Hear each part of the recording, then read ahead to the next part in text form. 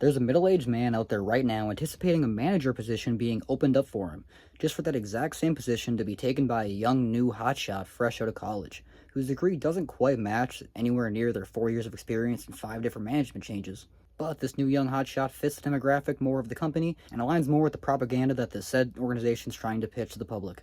Why was this sorry sucker I just mentioned only over a year ago? If the person can relate to anything discussed in today's video or simply just been enjoying my daily dreamer commentaries over here on the page, then don't forget to like, comment your thoughts, opinions down below, and subscribe to see my daily videos right here on the channel. And a huge shout out to the handful of you guys checking out those links down below in the description. Those are genuinely some of the best ways to support me and the content around here. Now, let's begin this shit show. I've been unemployed for 2 years, no job. Today is the anniversary of getting laid off from my corporate engineering job. And life is 10,000 times better. No waking up to an alarm clock, no traffic, no bosses, and best of all, no coworkers that'll throw you underneath the bus first chance they can get. Instead of buying soda, I got water, real chicken nuggets, real fruit bars. Everything's real now, way healthier. It's the good life. This has only been possible because I've been debt-free for a decade, and I saved half my take-home income by living in vehicles at work.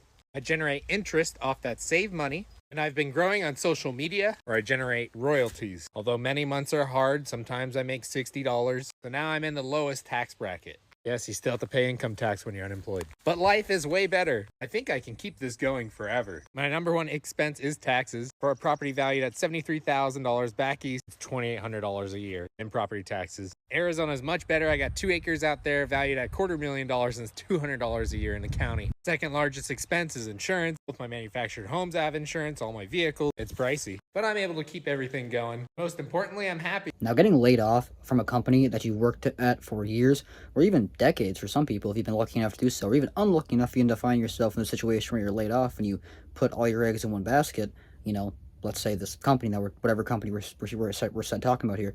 I actually watched my dad go through this when he got laid off around the 2008, 2009 recession, whatever you want to call that, the big hit that the whole country, the economy, the world took. Either way, I witnessed my dad get this. He was making $100K a year around the early 2000s, supporting a 5-person family all on his own, to having to find jobs and having to figure shit out, basically, again, all on his own, while supporting all these people. So this is why even me growing up, I've seen my father go through this. I've seen many people in my life go through this, not just relatives, family members, but other people in my life. Or just the thing about social media is you can constantly see every story. You can literally search any story you want, and there will be a documentary. There will be someone telling you that they went through it. So you kind of have to pick and piece through. You can definitely damper and kind of make your you kind of weaken your points by only looking at what you're trying to look at. But at the same time, you can also really get different perspectives. You're like, wow, this stuff is happening out there, and this definitely is a worry. So most people don't really have much, trustworthy experience with their employers, don't really have much faith in their employers. And there's all these studies saying that if you do jump around for these new young adults just entering the workforce, you actually make more money and you get bigger bonuses, you get bigger wage increases. And I personally realized where if I stay at the same place, you don't get as many wage increases. Even if you fight for it, then you just end up being the first person to get let go from the boss because you're the annoying one that never keeps your mouth shut. The best way to be a worker is to be a nice worker that never complains, never asks for more, and just gets pretty much gets what they're told and then gets shit going. But either way, what are you guys' thoughts, opinions? Do you guys have any thoughts, opinions regarding anything we discussed or anything? It's just straight up too expensive to live in the United States of America, and you cannot convince me otherwise. Hi, I'm Zach. I've kept a budget down to the penny for the past 5 years. And this is what I've spent this month on some of the things that you need to just exist. Let's start with energy. I want you to let me know how much you pay a month for your electric bill. All right, ready? Drum roll, please. This month I spent $242. It's summertime in Florida. It's hot. It's expensive. The AC's running. I keep my house at 78 degrees during the day. I turn off all the lights when I'm not using them. I have LED lights. All of the stuff you're supposed to do. I'm closing my blinds during the day. Everything possibly you could do right. And I just had my highest bill of all time. Checking out my electric bill from September 2020, I paid $139.47. Huh. Okay, so that's almost doubled. All right, how about utilities? I want you to let me know how much you pay for utilities a month, your water bill, your garbage. All right, drum roll please, 3, 2, 1. I paid $219 $1,078.77. Just as a frame of reference, in September of 2020, my water bill was $128.09. So that's doubled in 5 years. That's cool. Internet. Everybody loves internet. I needed to post on TikTok. This past month, I spent $84.99. What did you spend this month on internet? I can tell you what I paid September 2020, 5 years ago. I paid $54.68. That's cool. It's gone up 60%-ish in 5 years. That's fine. So all in all, between my utilities, my energy, and my internet, I am paying $527 and change a month. And I'm sure my story isn't unique. I'm sure you're watching this saying, yes, the same thing with me. I'm paying way too much every month. This isn't sustainable. I know that prices have gone up all around the world, 100%. I just feel like where I live specifically, we've gone into crazy town. No one can pay this. No one can afford this. I'd love to hear what you're paying a month for all these things and where you live in the world, because I need to know if I'm crazy or if I'm not. For the average person, the cost of living has got overpriced, and it's been this way for quite a few years now. Ever since the pandemic or the scamdemic or whatever you want to call that. I'm not trying to say that the disease doesn't exist. I did get it myself, and it sucked. Probably was some of the most sick I've ever been in my life. But I also do want to say, I think a lot of people kind of got way out of their heads. And a lot of people are, I think it affected people a lot more than because of the media and because of the way they drove it home than anything else.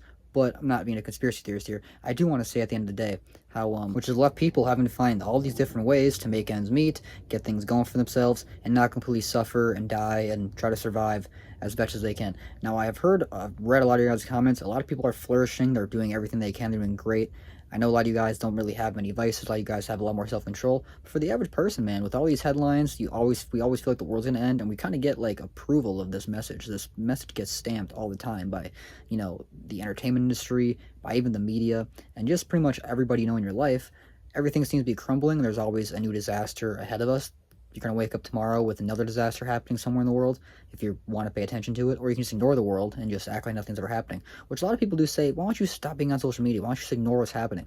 Well, you're right. If we can just ignore what's happening and then everything just be heavenly, but that's not really what the reality that we're living in. So I'm not saying you always have to be worried about other people's problems. You kind of should be worried more about yourself, but at the end of the day, if you were in that person's position, you would wish someone would be worrying about you, thinking about you, having you in their head. So it's kind of a back and forth contradiction, but what do you think? Do you personally feel like you have way too much on your plate to even ever worry about anybody else? I can definitely get myself in that boat sometimes, but also to really get into this, that's really not how we're, I think, wired. I think we're kind of worried about caring about each other because we can see ourselves in others. So that's how I think. And then you have 37 or 38. It's not 38 yet, but it will be. And the numbers are so much bigger. All of a sudden, 38, you're under-levered, whereas for 36, you were highly levered. We're not highly levered anymore. Now, with that being said, we'll pay back debt, but we also might make a distribution to the people, almost like a dividend to the people of America. How much are you thinking for that, sir? Well, we're thinking maybe $1,000 to $2,000. Now, Trump has been getting blasted with this whole tariff nonsense, and it seems like to be the biggest topic ever since he's been part of the, government again, which, by the way, I guess the government's been shut down for a few days. Didn't make much video on that. Might cover that here shortly, but it's been like 3 days or so. I guess the last government shutdown was like 20-some days, so who knows? People aren't getting paid. People aren't getting food stamps. What's happening? I'm not really too sure about all that. I don't live off the government. I never really have much help in terms of anything with that. I've got denied every time I've tried, so I don't really know who it affects, but it affects you. I apologize. Hopefully it all gets sorted. But apparently Trump's going to be apologizing to everybody by sending out another couple thousand to every, individual that can legally get this or whatever, through your taxes or however this goes, to people who are going to get another stimulus check, which is something that people loved when it happened, but then it got blamed for the inflation, which everything gets blamed for the inflation. I think it all kind of adds up on top of it. But I could definitely take another couple grand. It's going to change my view on anybody who's in charge. I think all politicians are all in the same boat. They're all just coworkers, and no matter who you put in the chair, they're going to probably make the same decisions. It's just they always take the blame for it. They're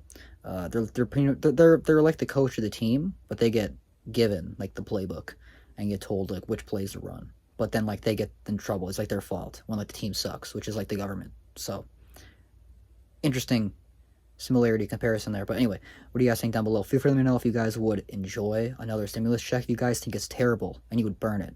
You don't want that shit. Or if money's money and you'll take whatever you can get, because a lot of us are in that boat too. Well, guys, that's gonna wrap up this video discussing how everybody's in a shitty position. We're all struggling together. We all gotta hold our hands and play Ring Around the Rosie or like magical chairs or because we're all falling down. Everything's falling down. Anyway, I'd love to hear your guys' thoughts and opinions down below in the comments. You guys are always the best with the constant support here on daily. A huge shout out to you guys who continue to support my content daily. I plan to be as consistent as I can throughout the month of October, as well as really hit it hard this weekend. And a huge shout out, an extra large shout out to the handful of you guys checking out those links down below in the description. Those are always some of the best ways to support me, keep me fed, keep me going, and showing your support. But it's never expected, always more than appreciated. I'm super grateful for the handful of you guys who do that. But either way, hope you guys enjoyed. That's it for me today, so see you in the next one. Bye.